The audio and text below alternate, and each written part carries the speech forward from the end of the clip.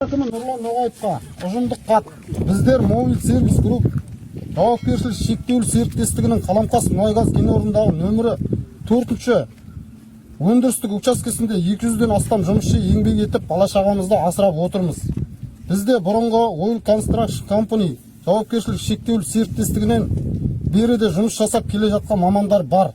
Бізге 2023 жылдың 1 наурыздан бастап еңбек шарты тоқтатылып, жұмыстан қысқарту туралы бұйрықпен хабарлама келді. Барлығымызда отбасымыздың жалғыз асыраушысымыз. Қазіргі қымбатшылық қысқан қиын кезеңде біз жұмыссыз қалсақ, біздің жанұямызды тағдыры не болады?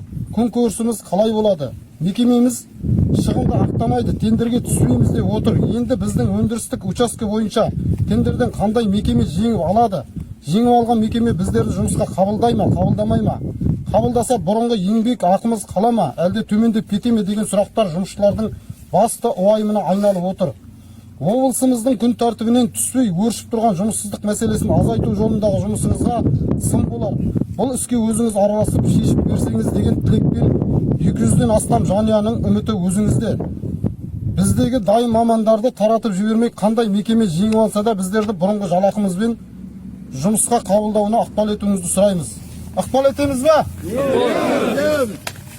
Болды.